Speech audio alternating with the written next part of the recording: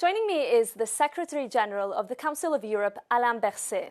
He heads the Strasbourg-based organisation responsible for upholding human rights, democracy and the rule of law across its 46 member states. A tough challenge at a time when these values are being challenged worldwide. So welcome to the show. It's a pleasure to have you. Thank you. Now, we're a few months into 2026 and it's really been dizzying in terms of geopolitical developments. You've spoken out about the US's actions from Venezuela to Greenland.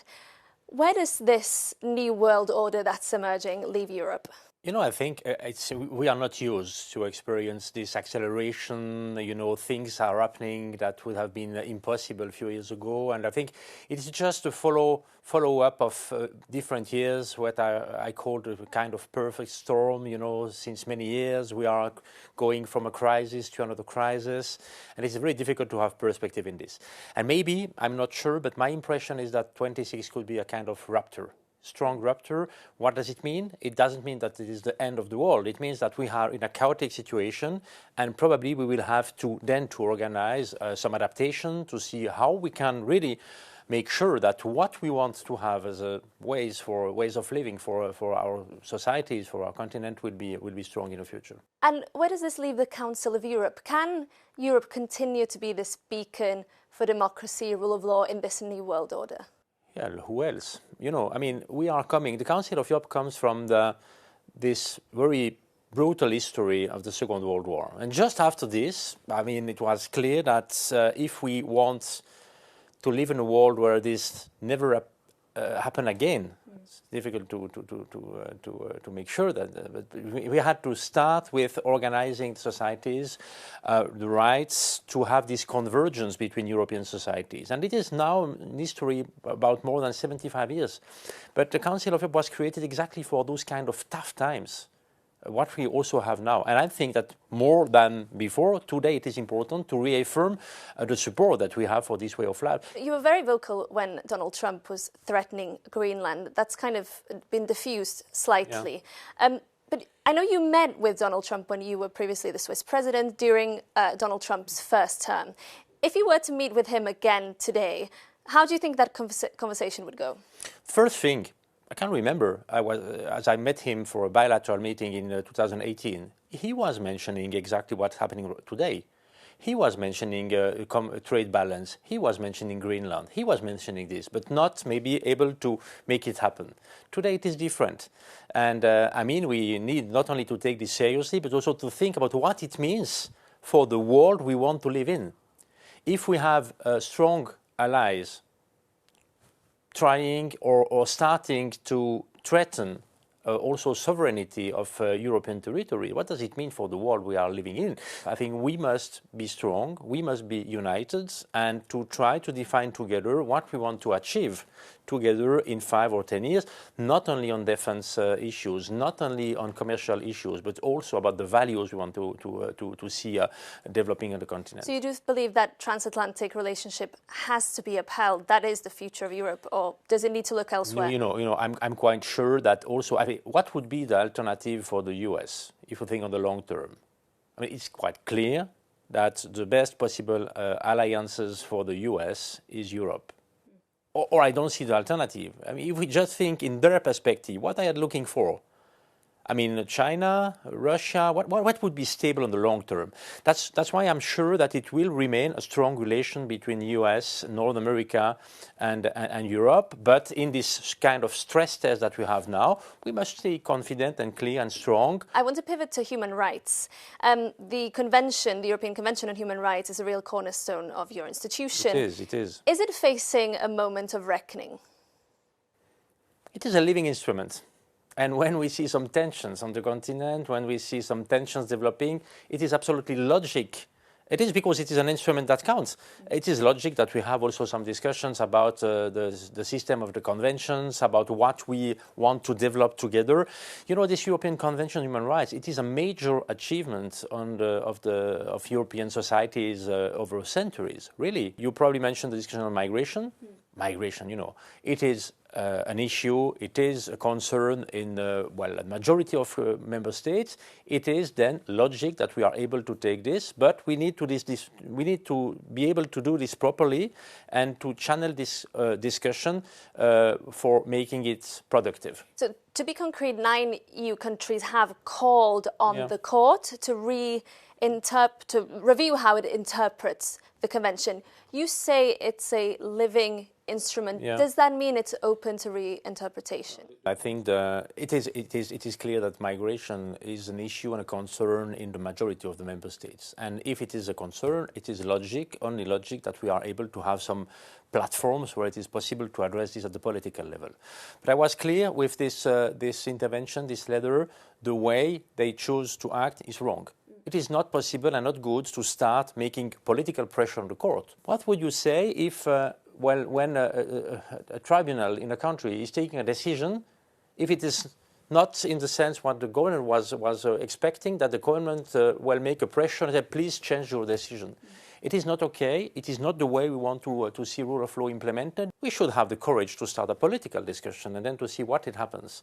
And that's why, while I was really clear about the methods, it is wrong, but the concern is real, and we need to address this in a positive and productive way. And what is productive? It is to have this discussion back in Strasbourg, and it is then to have this discussion at the political level, and that's exactly why we organized in December, on my invitation, a ministerial conference on this issue at the Committee of Ministers of the Council of Europe. But the result in terms of the reinterpretation of the convention, do you still see that as a possibility as things stand now? I think, the member states need to decide. What I see at the moment, there is no consensus at all about the fact that we should do steps further than to start with a political discussion, to prepare, a statement and a clear position of the Council of Europe. We need to find, as far as possible, a consensus for this, and then to see what will happen with it. And do you feel this could be a slippery slope in terms of reopening these basic concepts within the Convention? What we are doing now will be really,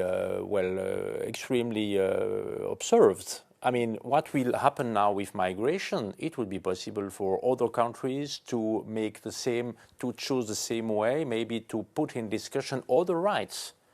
I also told this to some of the exponents. They wanted to have migration discussed, and I was just telling them, okay, at the political level, but we must be really careful, because we have maybe other countries ready to open the same kind of discussion on the rights, and maybe then we won't agree about this. Your institution also has a very prominent role in establishing the Special Tribunal for Crimes of Aggression against Ukraine, along with the European Union and Ukraine itself. How important is it for you that those responsible for these crimes are eventually they're tried before a court of law? When you have an aggression, there is an accountability. When you have destruction and suffering, there is accountability. And at the Council of Europe, it is where we really have a strong added value supporting Ukraine with the European Court on Human Rights, addressing every day thousands of cases of violations of human rights in the case of the conflict in Ukraine. We have now the register of damage and the claims commission for reparation, and the third pillar, I would say, is the special tribunal. I had the privilege to sign with President Zelensky an agreement on this. Now we are preparing, but we really need to make some progress and to have countries. There is the need to have a political will to join those instruments about accountability. You mentioned the political will. Is it also certain that countries are willing to contribute financially to this? Are you facing problems in getting the money? It is never certain, we need to make some progress, and it is exactly the role that we have. We need to start not thinking about the next steps too far. We need to think about the next step and the step after, but not the And what are the immediate next steps? And at the moment, the next step, we have now the funding from the European Union, 10 million for organizing all legal framework, organizational issues, logistics, all things. We have a so-called advanced team doing this right now, and we will be ready to have then states joining. But now we need also to have clear views on the costs, budgets, to have clear support for the budget, because the Council of Europe is definitely not able to do this. I mean, it's much bigger than we are. Doesn't this concept of accountability need to have more of a focus in the ongoing peace talks, do you think? I think there is clear that it is part of the whole discussions. Maybe not always in a positive sense, by the way, but it is part of What do you mean by that? I just observed that in the first so-called peace plan in 28 points, one point was not about accountability, but about impunity. That's not a positive development, to have this discussion, but it underlines that it is part of the whole discussions. And our role, I think, is to make this link between the rule of law, democratic values. It is linked with responsibility, and where there is responsibility, there is also accountability. And that's exactly what we promote. Finally, just your thoughts on Iran, because we have talks now between Tehran and Washington to diffuse the tensions there. How important are these talks also for Council of Europe members who are neighbouring countries of Iran? I mean, for us, it is really important on two different elements. The first element, it is not possible to be in favour of democracy and freedom of speech and freedom of demonstration, and then to see what's happening here and not to think it is a terrible, horrible tragedy. And the rights that we are promoting for the 46 members of the Council of Europe are the same that we should also promote in the rest of the world.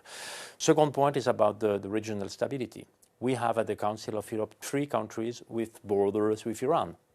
And we have also an interest, it is also in our interest, in the interest of the member states, to be really aware about what's happening and to work on this stability, because this stability, at the end of the day, is the only thing we can really do in favor of populations.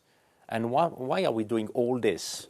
Not for ourselves. We are doing this because we have populations living on the continent and with the right to have perspective, stability and good possibilities for their own development, for their families, for companies and for the countries.